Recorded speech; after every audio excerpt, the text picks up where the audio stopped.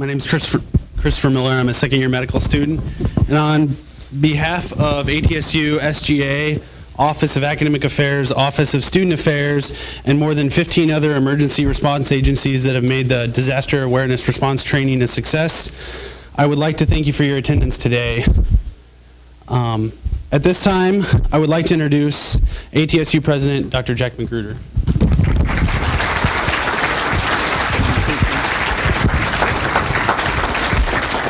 Thank you, Christopher. Can you hear that?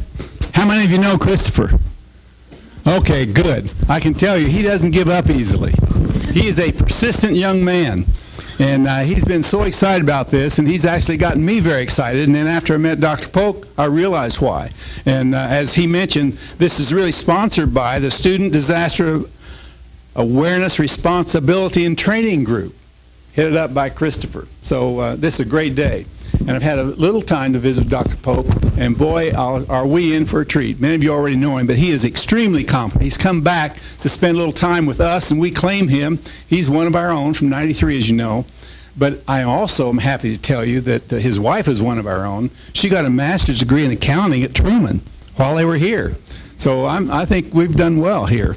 And then he's got two sons, 20 and 18. I didn't think they could possibly be that old, but they are. And I think they're same age as Lori Haxton's kids back there.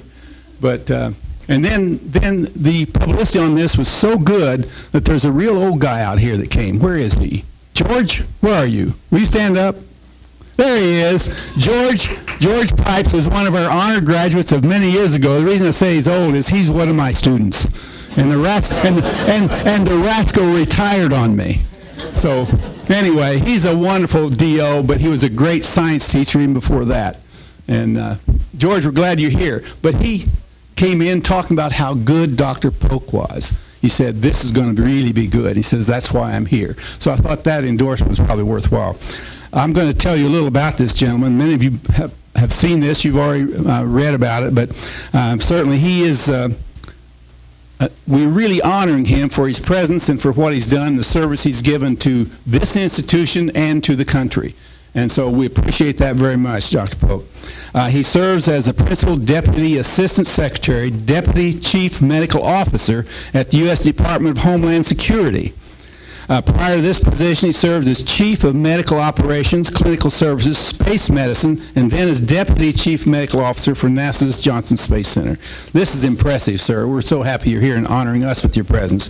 He graduated from this great institution in 1993, completed his residency in emergency medicine with Mount Sinai Hospitals and in Ohio University System. He's board certified in emergency medicine. Holds a master's degree in Masters of Science in Space Studies.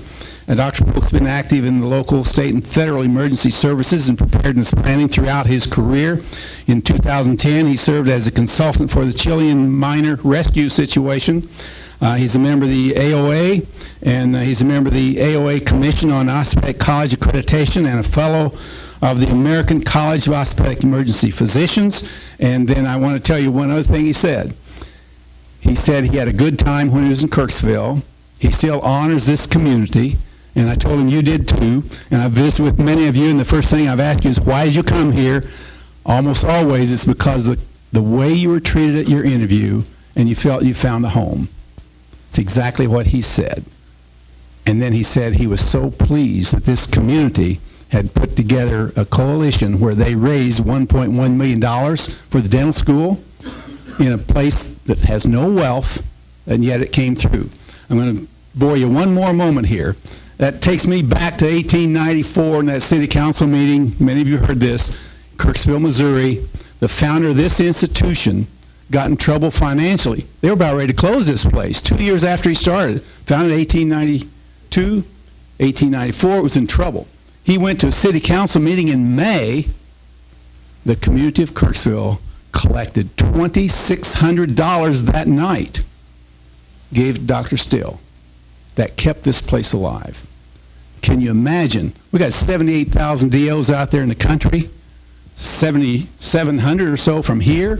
Think of what this place, what this world would be if this community didn't come through at that time to save this place. And then you fast forward to now, my banker friend tells me that $2,600 invested at 5.6% over that length of time would be $1.1 million. Isn't that something? This community has done it again. And I can tell you, this community loves our students. They love the students at Truman. They understand both these universities are the lifeblood of the community. That's one reason you're treated so well. And they love you for being here. Dr. Polk, we're really happy you're here, and you've honored us with your presence, and we've kind of watched you, and you've done so well. We're proud of you. Thank you. Thank you, sir.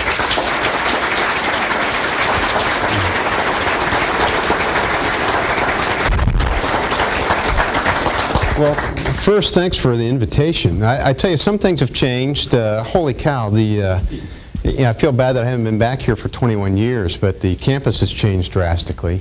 One thing that hasn't changed is that Steve still smiles from ear to ear while he makes you sign $40,000 in loans. So I'm glad to see that there are some things that stay the same.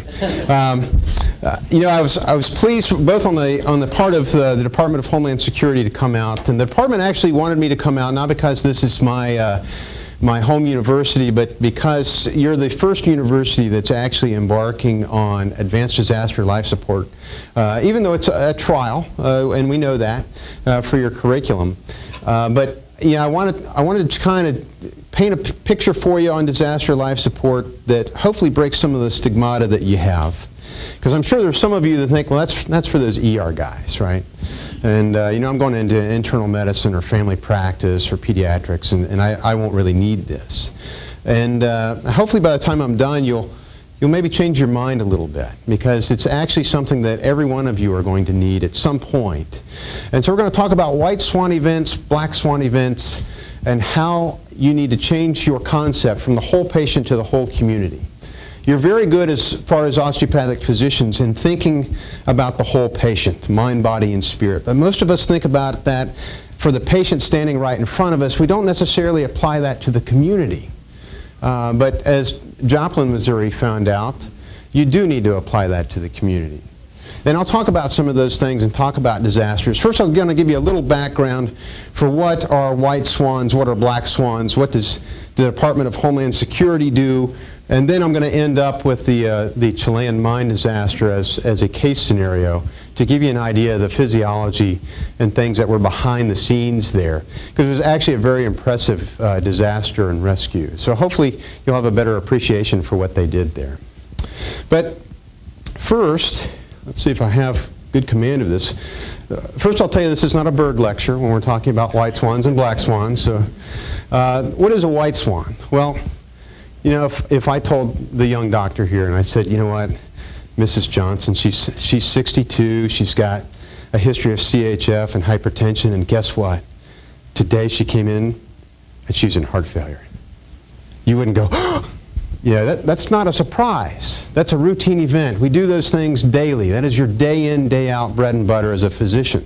That is a white swan event. What we're talking about with black swan events, and by the way, black swans used to mean impossible. The term was coined in the 1600s by the British. They would say, well, that's about as common as a black swan, meaning it would never happen. Problem was, then they went down to Australia, and that's what they ran into.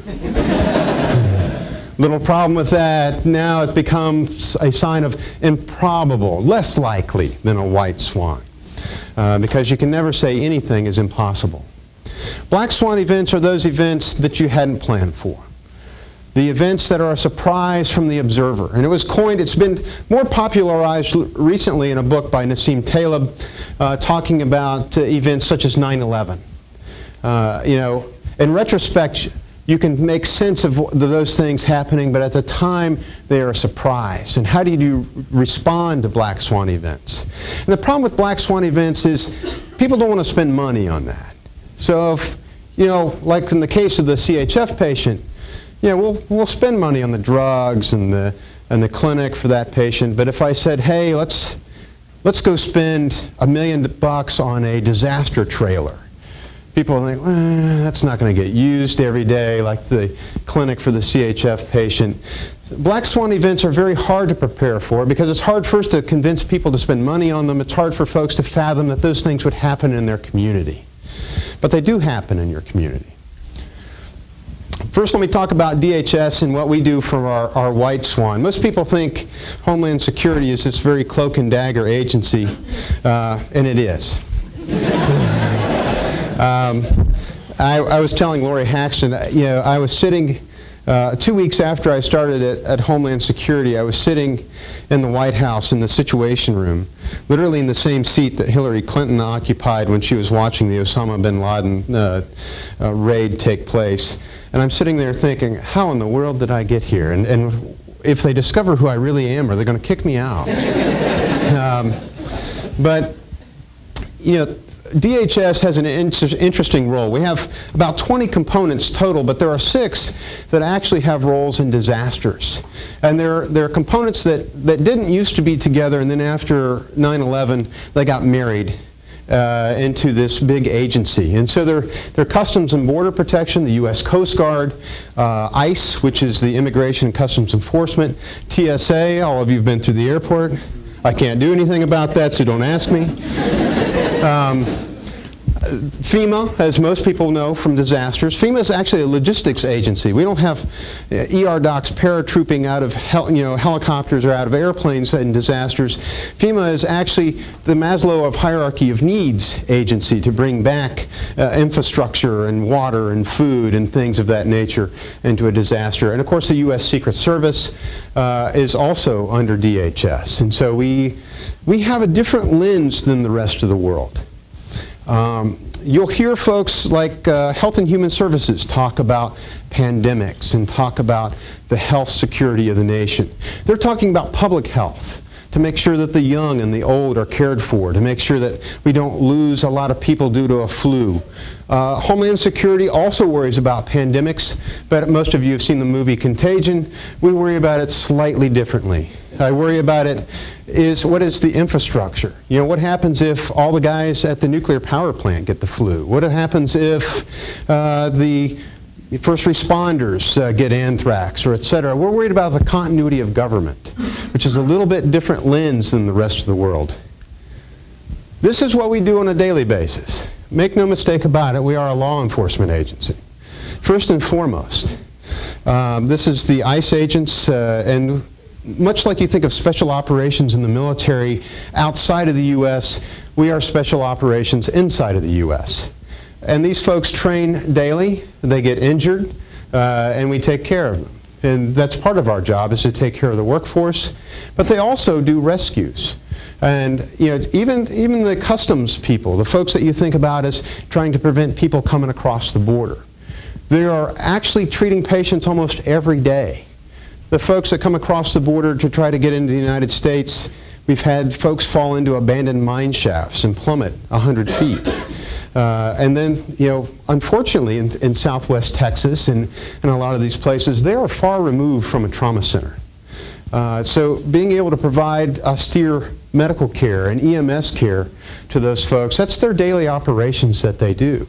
They work very diligently to try to keep those folks healthy until we can get them to a trauma center. Super Bowl.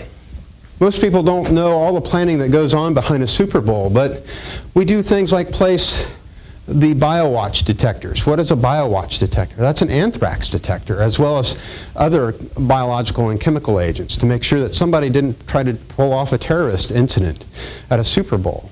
We have these tactical folks that fast rope into the Super Bowl and practice what they would do in case there was a terrorist incident there. There's a whole lot of planning that goes on, and actually this year alone is a huge year for us because we have several conventions this year. The Democratic Convention, the Republican Convention. It's huge as far as a security measure for us to protect those folks and to make sure that nothing happens at those incidents. And that's the role of DHS on a White Swan day. The Coast Guard, as most of you know, provides rescue, especially at sea, for folks. But they had a huge role in Katrina, saving thousands of lives, pulling people off of rooftops, doing disaster management. Even the Federal Air Marshals, who all of you have flown with and just not known it, the Federal Air Marshals are actually also trained as EMTs and paramedics. And so they have actually saved multiple patients and used the AED multiple times on an aircraft without divulging their cover.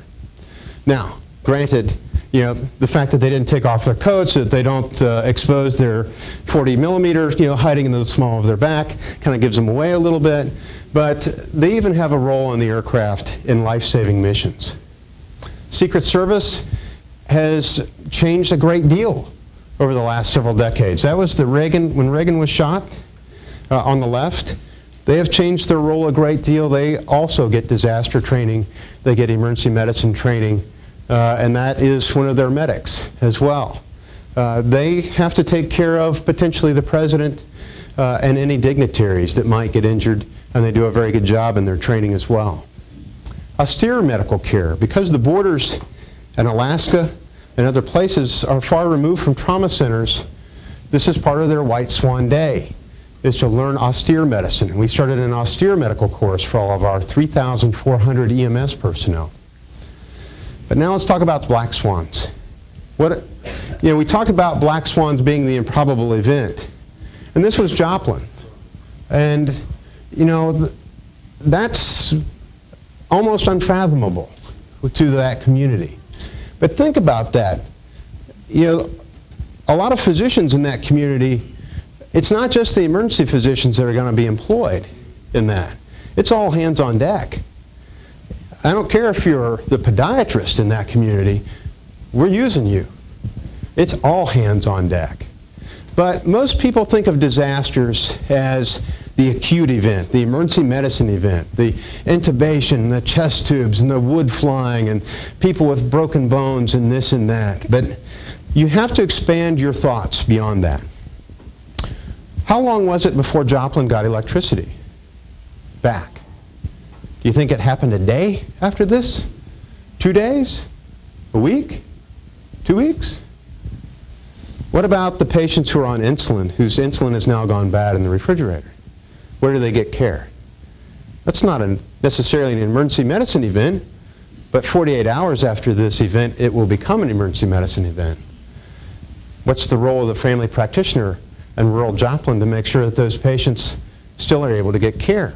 What about the asthmatics who can't plug in their aerosol machine? So does it take an emergency physician to say, hey, let's set up a gymnasium with 40 power strips so that people can plug in their aerosol machines? No. That's something any physician can do. Any medical provider can do. But you have to think about those things and think about how you're going to care for your patients in a community after a disaster. That's why I say to expand your thought process beyond the whole patient to the whole community. Now, granted, there are also terrorist threats. I can tell you that we've thwarted 42 significant terrorist threats since 9/11. That's in the last decade. That's several per year. Those are the ones I'm allowed to tell you about. There are several that I can't tell you about because we don't want them to know that we know about their networks and their communications, etc. These aren't going to stop, by the way. Very nice that we got Osama bin Laden. But there's always another Osama bin Laden somewhere. They're not going to stop. And there are other things that you have to think about as well that are not necessarily terrorism. This is not a terrorist. This is a researcher. He's a researcher in Wisconsin, or one of the researchers. And what did they work on? Well, they worked on the H5N1 virus to change it, to morph it. Right now, the H5N1 virus is not communicated by respiratory. They changed it so it would. It would look really neat, and it would help them to decide how that virus morphs. The problem is it does have implications for us. What's the mortality rate for the H5N1 virus? 60%. So imagine, if you will, and they published their findings, but we gave them a little peer pressure to maybe not publish every single line of the recipe on how to change the H5N1 virus. And the stance of the Department of Homeland Security is not to suppress academia and or research. In fact, it's the opposite. The stance of the department is with that research comes a responsibility for security. What is the security of their lab for an H5N1 virus now with several vials that has potential for a worldwide pandemic if it got out? That would kill 60% of the globe. Is the lock on the door sufficient? Yeah. Maybe not. How about 2 locks? But those are things that we have to think about, unfortunately, in the department. Not that anyone would ever use that for a malicious circumstance, but we have to do a what-if scenario. That's part of what the Department of Homeland Security does. And it's, you know, eventually the H5N1 virus probably will morph on its own. And so one of the researchers asked me, he said, well, then what's the big deal? You know, Mother Nature's probably going to morph that on its own. And he said, why is the Department of Homeland Security interested in that now? So the interesting thing about that, Mother Nature never specifically targets the U.S. government, whereas someone else could use that virus to that end. So that's why we do worry about some of these black swan events. What else do we worry about? Well, we've seen a shift. You see a shift from the Osama bin Laden, Al-Qaeda type events to lone wolf events. And would you need to worry about that as a family practitioner in rural America? Yeah. This one right here was in rural Virginia, Virginia Tech. How many students did he kill in Virginia Tech? A lot. 32. This one, Gabby Giffords, who I worked a great deal with, her and her husband, to get her care in Texas and to get him back into space. But for a while there, I didn't think Gabby was going to live. Timothy McVeigh. This gentleman. Now, we get yelled at all the time. Well, you guys, you know, you were shaking down the old lady or the old man. TSA was shaking them down at the airport. This guy was the one who opened fire at the Holocaust Museum. He looks like somebody's grandfather. He probably was somebody's grandfather. This gentleman wanted to set off the explosive at the Christmas tree lighting in Oregon. These were all lone folks. They weren't part of any big terrorist network group. They were lone folks. Little screw loose. Really hard to predict those folks.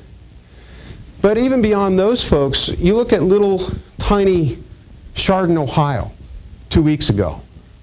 Small farm hamlet, maybe 4,000 people. School shooting. It could happen in Kirksville at a high school tomorrow. How do you, as family practitioners, play into that? Well, do we look at things now, when we talk about the whole patient, and we're looking at mind, body, and spirit, how many of you would ask or think to ask the parent, do you monitor your kid's Facebook posts? The kid put on there 24 hours before the school shooting something really dark. How many parents do that? Would that be a question you would include in your history? Should it be? Maybe. Where does the continuity of government begin to falter? Is it 1,000 lives, 10,000 lives, 100,000 lives? And when does the local healthcare system become overwhelmed? Those are questions that Homeland Security asks. You know, what would it take to overwhelm the government in Kirksville? Probably at the 1,000 life mark. What would it take to overwhelm the city of Columbia?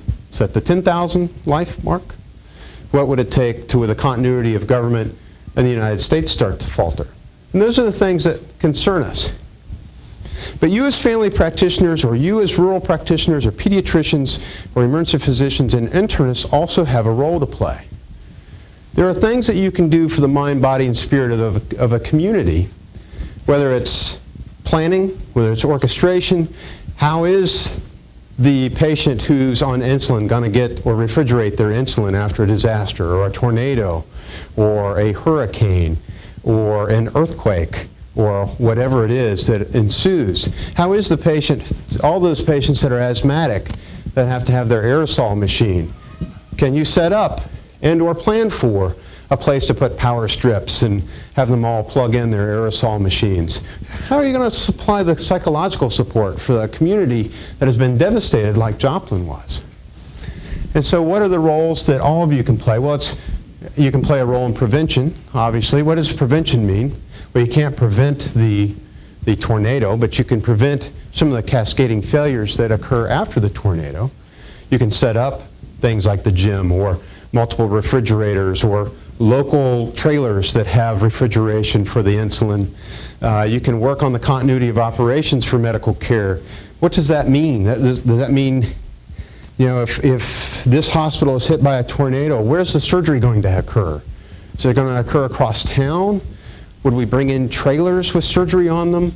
Those types of operations can be thought of ahead of time, before a disaster.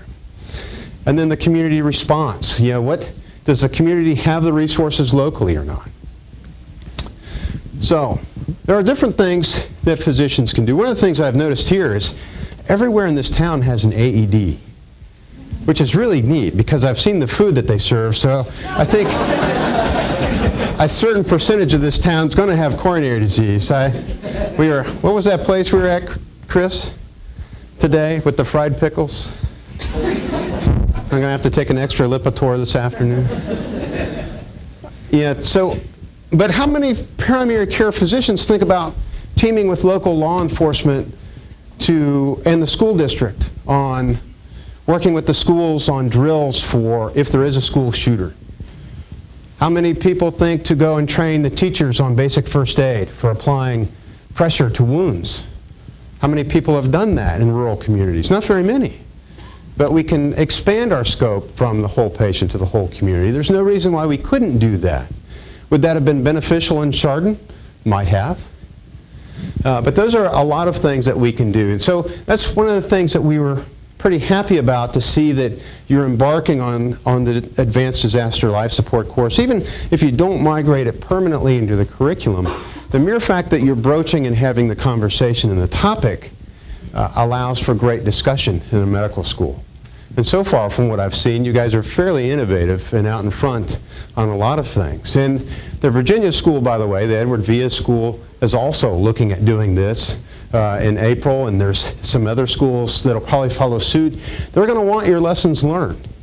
They're going to want your after action as to what you thought was valuable, what you think is not. But remember, Advanced Disaster Life Support is the acute phase and the triage and things that go with it.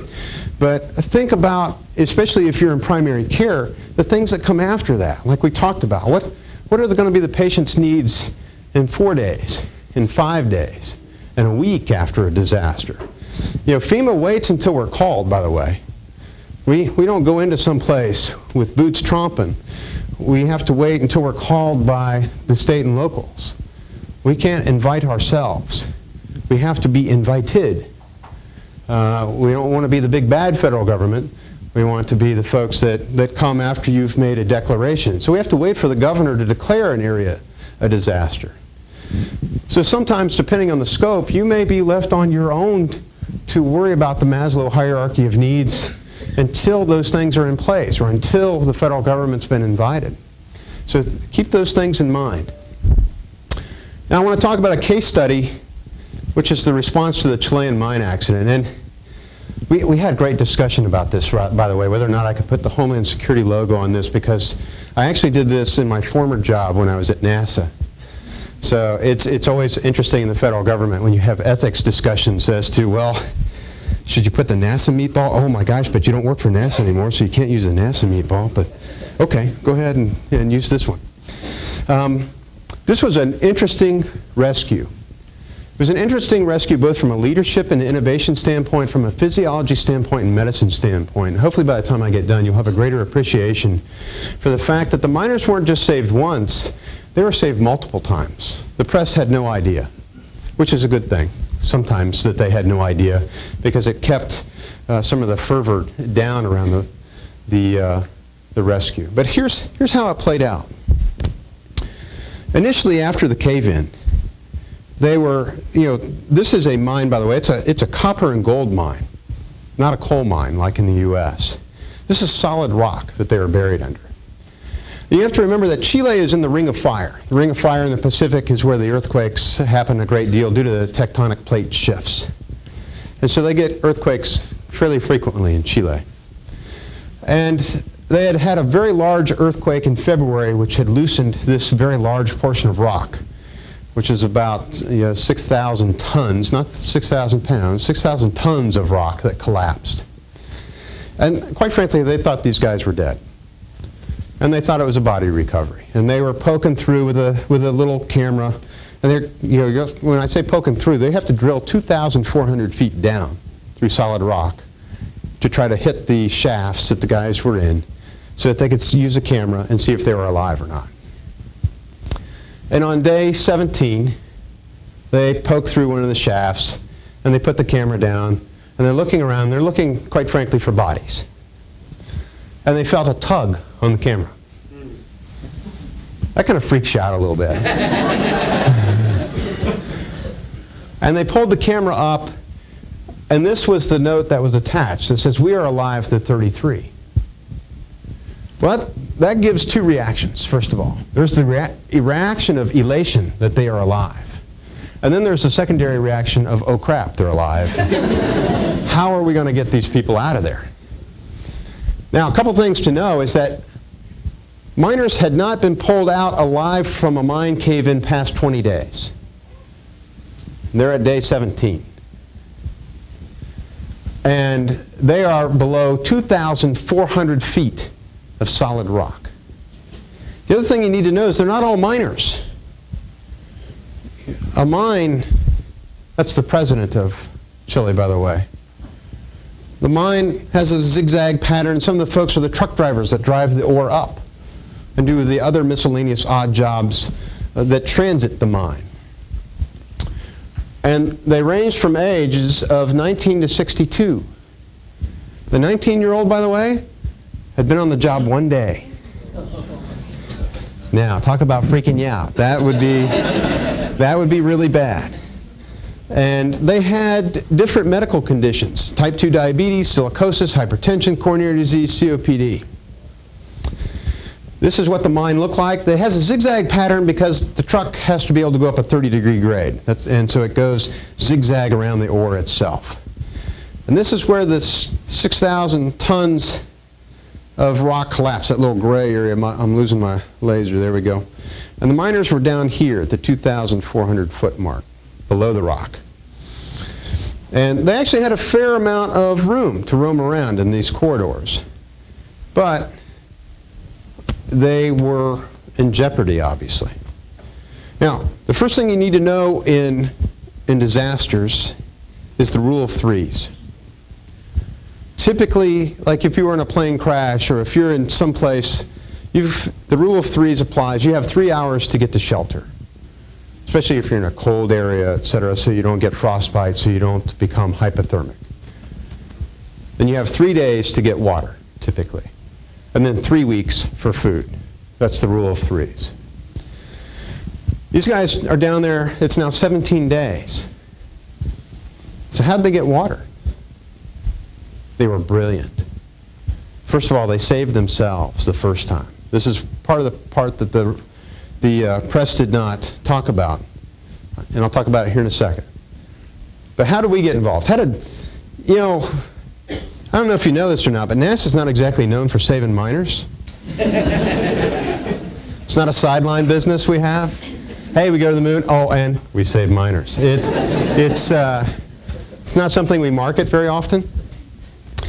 But the president of Chile is a millionaire businessman. Very innovative millionaire businessman.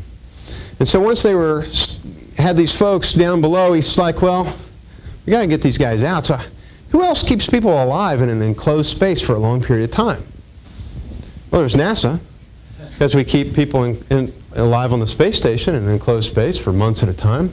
And there's the submarine community. So they invited us down. And that's how we first got involved in this. One of the things they did, which was unique and was a good lesson learned for disasters, is they streamlined their leadership. So that's myself. That's my nice Chilean-looking beard. This is the Minister of Health for Chile. Our advice went to him, to the president. Didn't go to a committee. Didn't go to 5,000 people where they had to decide, have a big bureaucracy. Bing, bing, bing. That's, if we needed X, we only had 2 layers to go through to get it. It was a very flat leadership chain. And in crisis management, especially in disasters, you need the flattest leadership chain possible. We also broke things down by phase. We talk, most people concentrate on this initial incident phase. That's where a lot of the disaster life support focuses as well. But there are these other things. What are you going to do after the cave-in? How are they going to survive for months underneath the rock? And then how are you going to sustain them? And then how are you going to rescue them? And then how are you going to recover them after that? And we'll talk about the different phases. So, as medical students, what two things? What are the initial concerns, you think, when 600,000 tons of rock collapses into a mine? What two things kill the majority of mine victims? Lack of oxygen, hypoxia. What else? Trauma, yeah. 600,000 tons of falling rock. Depends on where you're stepping, right? Don't want to be under the 600,000 tons of falling rock. So those are the things that kill the majority of mine victims. And in the U.S., we very rarely have people that survive a mine collapse. And that's because in the U.S., we don't have the majority of copper and gold mines like they had here. We have what? Coal, which has a lot of methane. And so they asphyxiate, very often due to methane poisoning, due to lack of oxygen, and sometimes due to the methane catching fire. So in the initial incident, the thing you worry about also is blast pressure. When you have 600,000 tons of rock collapse, it's not unlike an explosion. You have blast overpressure that occurs. And so when you have that occur, what do you worry about as far as your patients? What do you worry about in explosions or blast overpressure? Air-filled spaces. Because when you have air-filled spaces and you have a dramatic change in air pressure, it can rupture air-filled spaces. So, when you evaluate a patient in the emergency department, what is one of the first things you ask the patient who's been exposed to an explosion or a sudden change in air pressure? And it will tell you whether or not you might need to intubate that patient. And it's not the question you think. You ask them, can you hear? Because the middle ear is one of the first air-filled spaces that goes. But if you had enough blast overpressure to rupture your middle ear on both sides, then you had enough air pressure to rupture your alveoli, which means that very soon, probably in the next several hours, they will be in ARDS. And so the time to, it's kind of like, when you learned burn life support, that if somebody had a burn in their airway, the time to intubate them was now before they became the big Michelin man and swelled up. Same thing. So, first we were talking about they were masters of their own fate. So they're 17 days down. They were ingenious.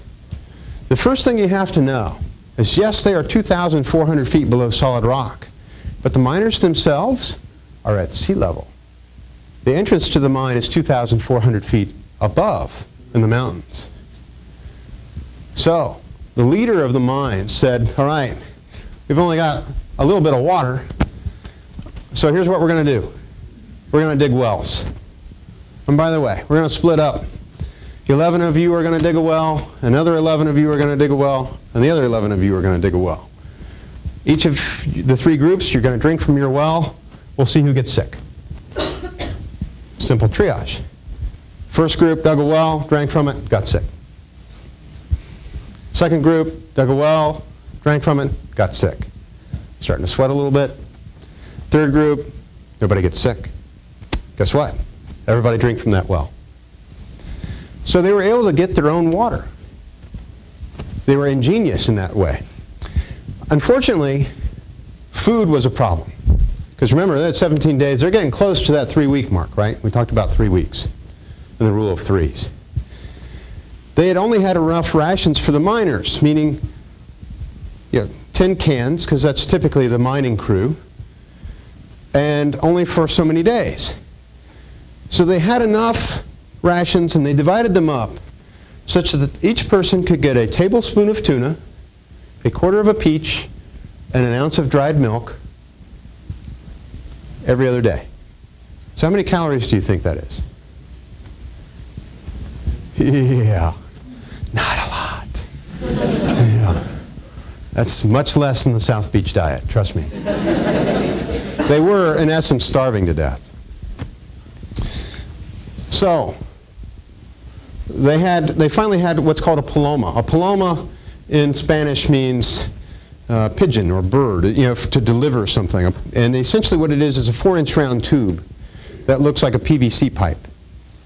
And unfortunately, because of the solid rock, it's kind of wavy as it goes down. So you could only get a torpedo that was about 6 feet long, 4 inches round, and put it full of water or food and send it down all the way, and then pull it all the way back up, which took an hour or more. So why don't you want to start shoving ho-hos down the Paloma? What's the danger? What's the danger? Is there a danger? What is the danger? Refeeding syndrome. Yes. What is refeeding syndrome? Anybody? Okay, you're starving. You've used up liver glycogen. You're now burning off. You're feeding off your own muscle, right? You've already fed off your fat. You're now down to feeding off your muscle. You have downregulation of insulin because you're not taking in any food. Your brain switches to ketones. What is refeeding syndrome? And what is the main electrolyte disturbance in refeeding syndrome? You might think it would be potassium. That's actually a close second. No. All right, I'm going to brush off your physiology. All right, where's Sexton here? Okay. The cell, what big, you look good, by the way. What transports ions into the cell? Oh, come on. I'll give you a hint. Sodium, potassium, ATPase pump. What is it? I'm sorry, what's that ATP stand for? Oh, phosphate, triphosphate. So, your cells work off ATP, correct? And when you burn up your energy stores, what is the electrolyte that you are now deficient in? Phosphorus. So, they would actually die if we refed them too quickly, with carbohydrate especially. They would get a depletion, a sudden drop in phosphorus. And phosphorus would actually cause them to have heart failure, not electrolyte disturbances like we think of in potassium. Now, potassium would be a close second. Why? Let me ask you this. What is the treatment for hyperkalemia? Okay, insulin's one. What's the other one? Typically it's calcium gluconate, but in the old school, heck, when we were medical students, the old school, it's three things. What is it? Insulin, bicarb, and glucose. Those are the three things that you give to lower somebody who has a dangerously high potassium in the ER. So, if you fed somebody who's starving a large load of carbohydrate, they suddenly get a shoot in insulin, which they have downregulated insulin for the last 3 weeks, right? So you just gave them insulin. Glucose, well, you gave them carbohydrate. There's glucose. Well, remember, they've been running off of what? Ketones. So, what's that third thing? Bicarb. So, is the food considered alkaline compared to what the patient is? Yeah. So you just gave them the three substrates to lower their potassium. So that's why potassium's a close second. So phosphorus is first, potassium is second. And they can get electrolyte disturbances from a sudden drop in potassium. The other vitamin that's of concern is thiamine, because you have burned up your stores of thiamine. So before you give somebody glucose, remember the alcoholics, right? And they typically have low thiamine. Why don't I want to give somebody a big load of glucose when they have depleted thiamine? Where do they get? What's thiamine do? Helps protect the nervous system, for one. The thing that you worry about is called Wernicke-Korsakoff syndrome. You can get tremors and seizure from patients that have no thiamine load and you give them glucose. So those are the things you have to worry about. So we had to first give them a protein-rich diet and a low-calorie diet and work their way up. When you have patients that have been starving, the rule is to feed them low and slow. We also had to calculate, based on the Harris-Benedict equation, what their caloric needs were and exactly how much phosphate, how much potassium, and how much protein we were going to give them. Now, you might think, that's really interesting. Why would the space program know anything about that? We don't exactly starve astronauts to death, right? Well, we'll talk about that. This is why we actually fed them. You know, and the press said this was the NASA diet. They're on the NASA diet. Don't look up the NASA diet on Amazon. You will not find it. You will not be able to get the NASA diet book. The NASA diet was Ensure Plus.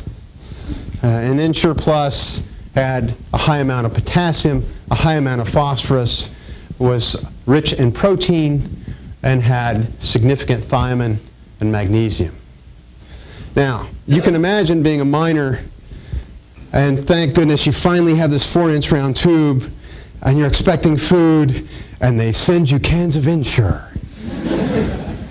We had to do a lot of explaining on the whole refeeding syndrome at that point. But eventually you start off 500 calories, 700 calories, 900 calories, 1,000, 1,500, 2,000. You get them up, you replace their thiamine stores, you allow them to switch from ketones back to normal carbohydrate metabolism, and they're in good shape. So why would the space program be experts in this area? Well, unbeknownst to the general public, after Columbia, we decided, you know, the Columbia accident, it took a hit to the wing, and then unfortunately on return, the plasma entered into the wing, and the wing came apart, and the astronauts and 7 of my good friends were scattered all over the skies of Texas. And I had the great privilege of informing my colleagues on the International Space Station that their colleagues were no more. So we planned. Yeah, an event like that kind of impacts you a little bit when you're the chief of space medicine. So I decided I wasn't going to let that happen again. So we decided this time that if there was a hole in the wing, and we discovered it, we would keep them up there. And we would send a rescue shuttle. Of course, you can't just, pull a shuttle out of the garage and launch it. It's not that easy. So we'd have to keep them up there for 45 days. Well, the shuttle, does that mean I'm gone? Yeah, the bell rang. I'm done. All right, thanks very much. No. The shuttle is an interesting vehicle, but it's not that big, and it's an enclosed environment.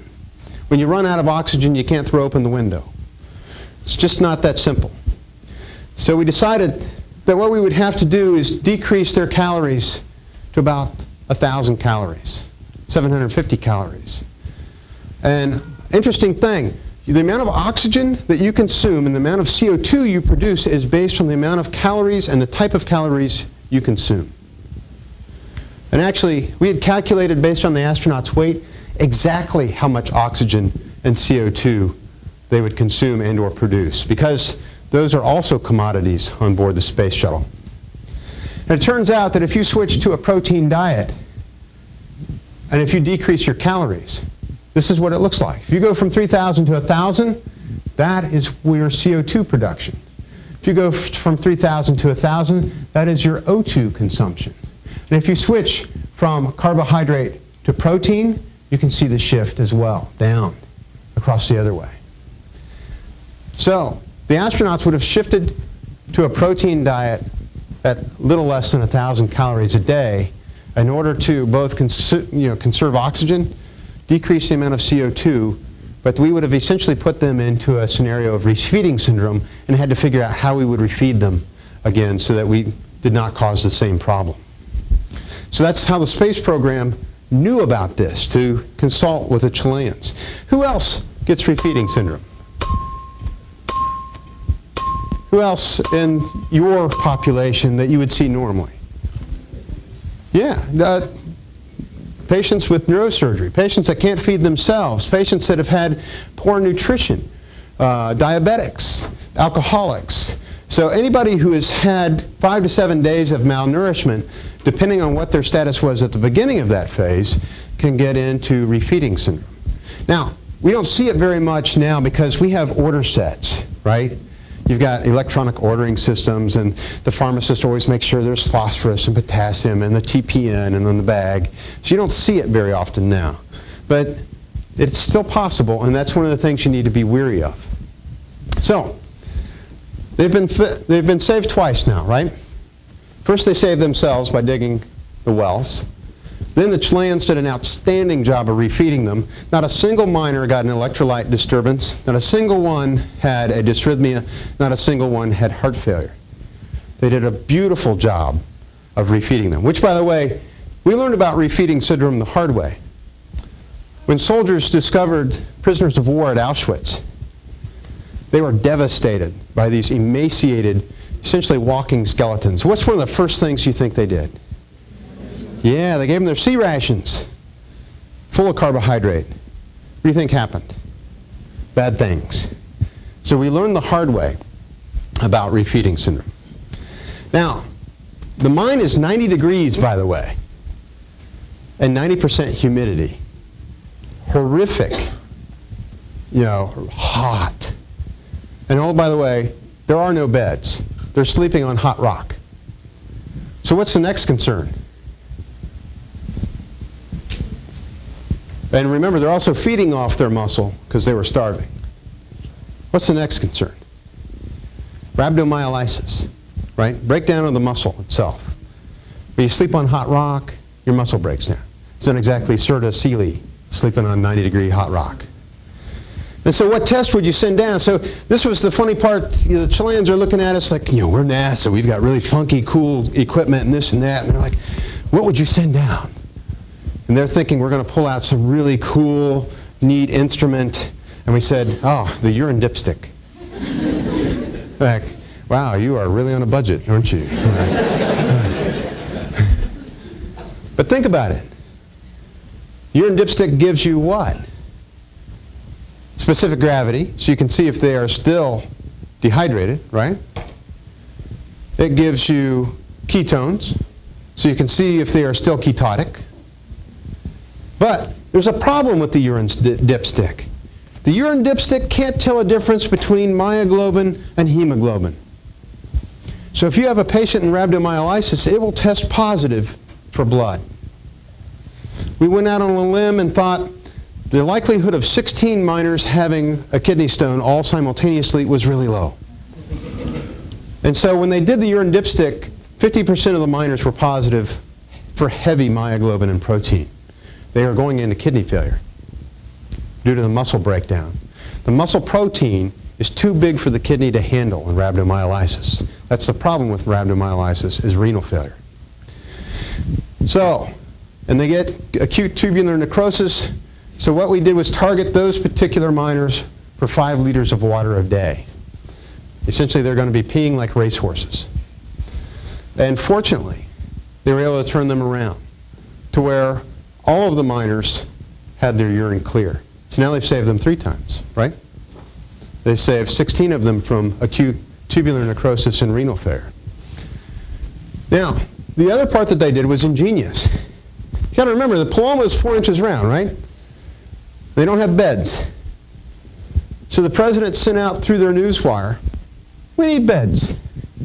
By the way, we need beds that'll fit in a 4-inch round tube, be no longer than 6 feet, and we need them by Saturday. And guess what? The industry responded.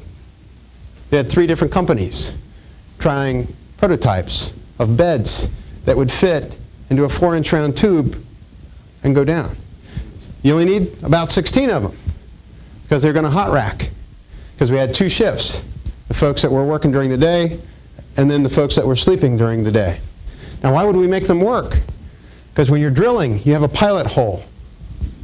You have a little pilot hole that guides the drill, but the rock from the drill falls down into the mine. So they had to clear the rock constantly. Now, some folks had asked about what about the latrines and the sanitary conditions. Remember that zigzag? It's perfect, because now you can dig a latrine and you're assured that the urine and the feces go away from your living quarters. Little thing about drills when you're drilling through hot rock. How do you cool a drill drilling through hot rock? You pour water on it. Where's the water go? Down the pilot hole. So the guys had showers. And, by the way, the rock kind of filters the water, so it's clean water. So they essentially had showers, and the water runs down, the zigzag carries the feces and the urine with it. They had latrines, they had showers. They're actually starting to get in pretty good shape. The president also used competition. Instead of just having one drilling company, he invited multiple countries to start drilling, including the U.S. And it was really neat to watch them. They had a whiteboard just every day where they'd mark where people were, and you'd see the Europeans come and see that the Americans were ahead and run back. It was like a massive soccer competition of sorts. We had cross-discipline collaboration between all the different countries, all the different mining folks, all the medical folks, etc.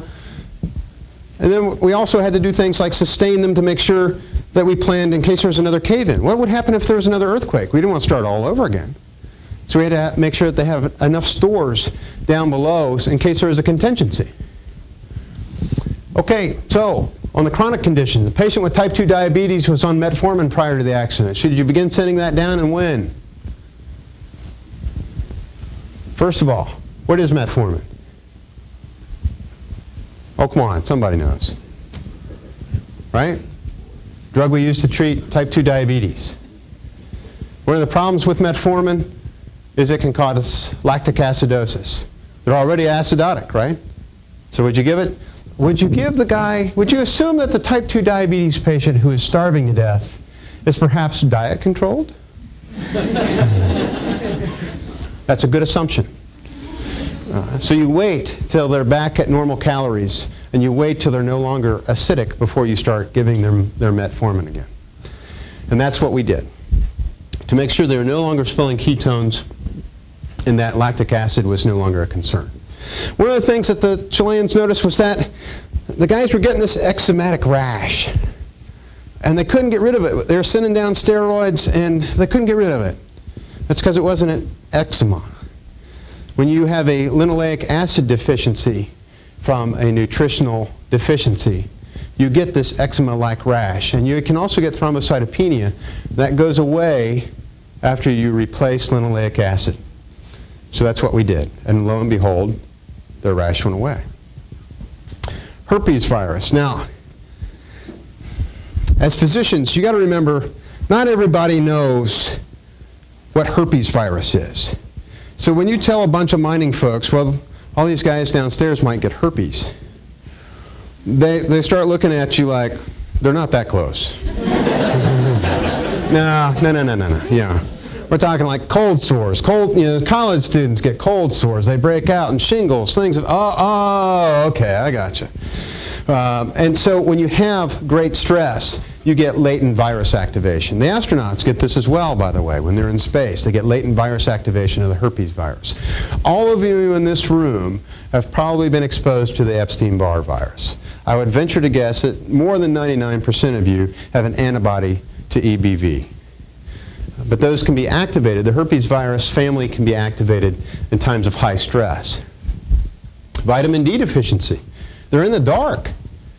Which, by the way, was another thing. We had to start sending down LED lights that would essentially give them diurnal variation so that they would have the right cortisol balance. Constipation, respiratory infections, dental caries. All of those things were occurring down in the mine, and they had to treat those things. So, alcohol and tobacco. This was a lesson for me. So, obviously, we talked about thiamine depletion. They are already depleted in their thiamine. Would you give them alcohol? Anybody? No. So, good physician that I am, I said, look, because of thiamine stores, this, that, and another, Wernicke-Korsakoff, all these things, no alcohol. I'm like, okay. I said, oh, and no smoking. Well, my psychologist from NASA leans over to me and says, they will kill each other.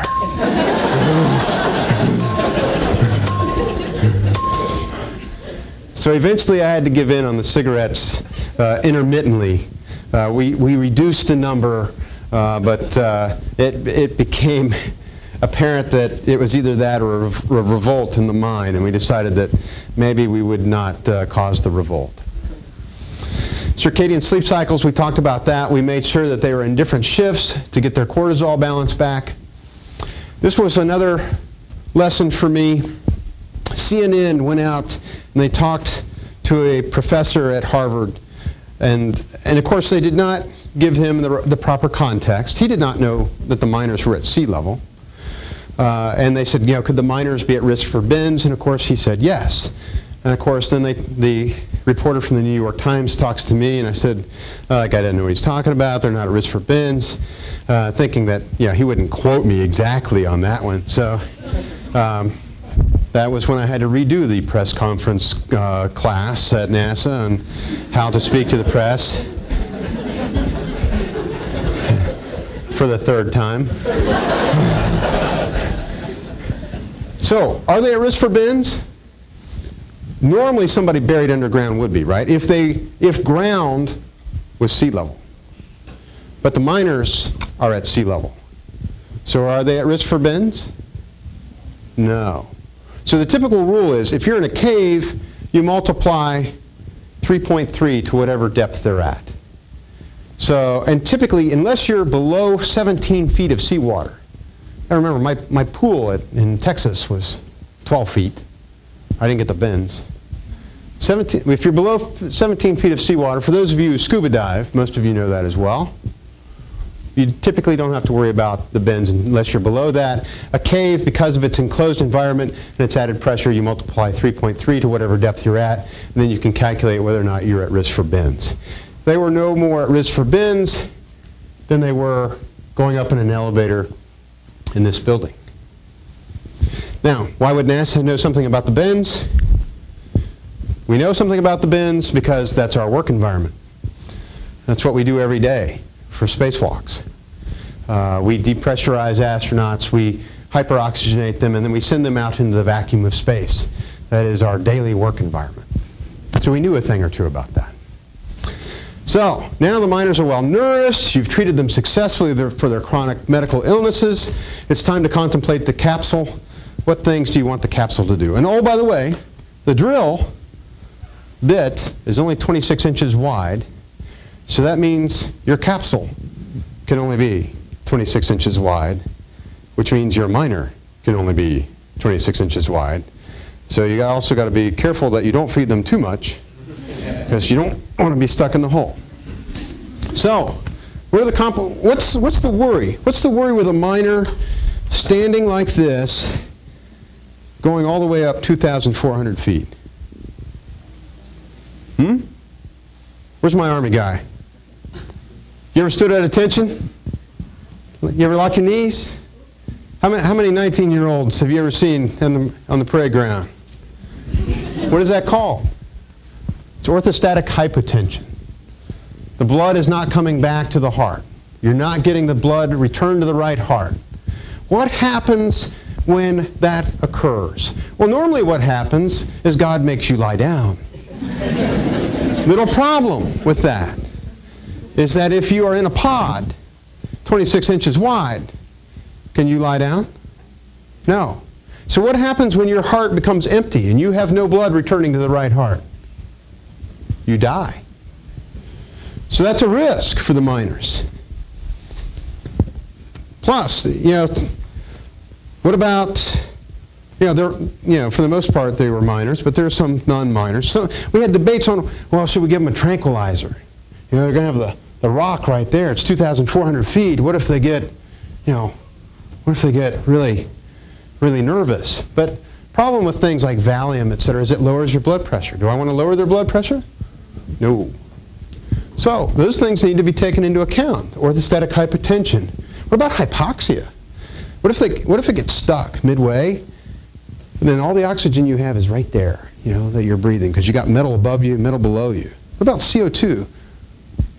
Same thing, right? That could go up. Hypercarbia, anxiety reaction.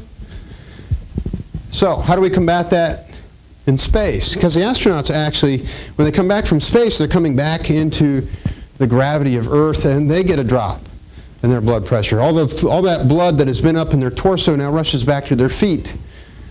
Well, they have a compression garment. And we do salt tablets and fluid loading. And we have sunglasses for UV protection. And guess what we did for the miners? We did salt tablets and fluid loading and a compression garment and sunglasses for UV protection, which, by the way, they got really cool Oakleys donated to them. The space program never got really cool Oakleys donated to them, ever. And this was the other NASA diet, which was essentially salt tablets and electrolyte solution. The electrolyte solution, by the way, was Gatorade Pro Series 1 with its sodium and its potassium content and a lot of fluid. Now, this is the actual hole, by the way. They put metal to secure some loose rock at the top. So what do you think, Lori? Doesn't that look inviting? A little claustrophobic, maybe? Whew. So we wrote the requirements. They had us write the requirements. Now, NASA could have designed the capsule, could have built the capsule, but they asked us not to. It's very smart on their part. They said, no, we just want all the requirements, and we're going to put it out for competition again. And one of the things they wanted to do, and of course, the folks that won were the Chilean Navy. They wanted to make sure their own folks had a chance to play that part. It was important for the socialization of their culture to make sure the folks had a chance to play a part in that rescue. And so the fact that the Chilean Navy won the design was actually beneficial for them socially as well. And this is what the capsule looked like. Now, most of you noticed when the guys came out, aside from the fact that they were all cheering, etc., they had their Oakley sunglasses, and they had harnesses on. But they weren't hanging in the harness. What was the harness for? The harness was for a contingency. Because if that loose rock got wedged to where that capsule wedged, although I could give them salt tablets and fluid, I did not want them to stay wedged for hours and or a day, right? So they had a relief valve at the bottom that would actually open the bottom of the capsule, and they could rappel back into the mine using their harness. It was a contingency plan on our part. We also had them wired for their EKG, their pulse ox, all of those things, and we had two-way voice. And the two-way voice is actually how we worked on the anxiety aspect. How many of you have kids? Yeah, so, you know, when your kids are in the back and you're driving to grandma's house. Are we there yet? Are we there yet? Are we there yet? And what helps your kids is, okay, 100 more miles, 50 more miles to grandma's, 25 more miles. We did the same thing. Okay, you're at 2,400 feet, 2,000 feet, 1,500 feet, 1,000 feet. Put on your sunglasses, 500 feet. Get ready. Now, that worked for the anxiety of 32 out of 33 of the miners. The guy who had a wife and 2 girlfriends, I think he got more anxious as he got higher.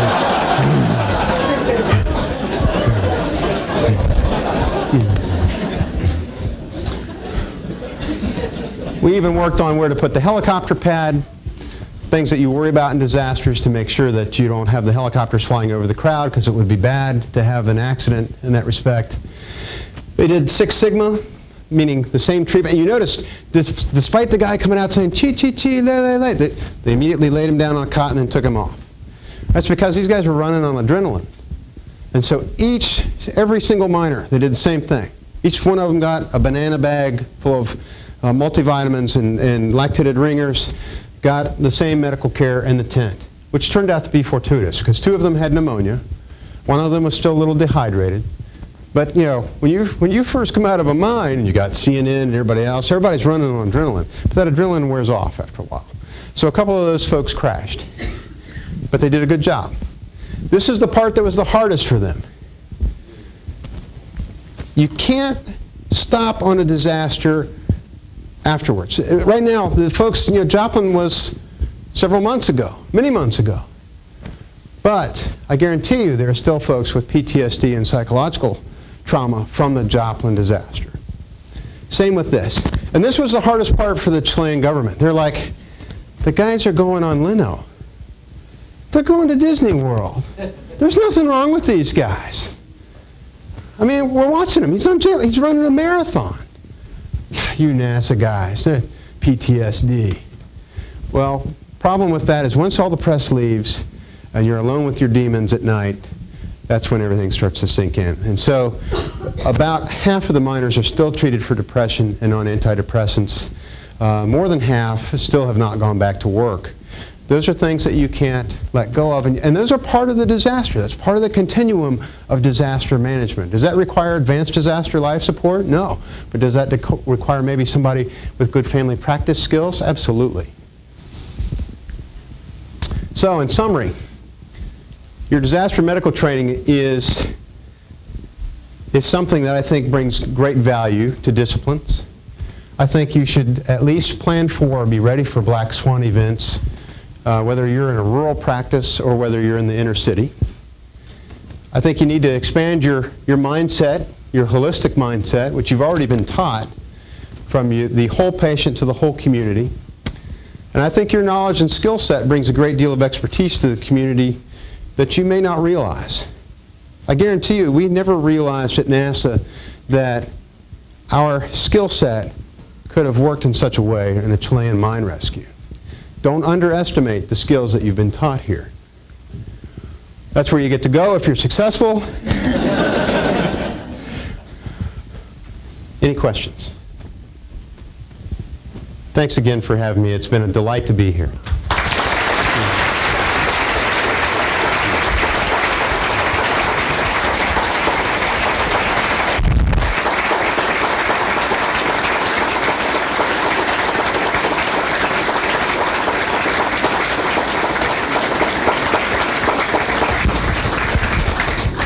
Well, we want to thank everyone that's here in the classroom across the hall, everyone that's watching online and watching videos later. Thank everyone for being here, and most of all, thank Dr. Polk for coming, taking time off. We got a little gift for you. Maybe next time you're at the White House, you could wear that. Thanks, everyone.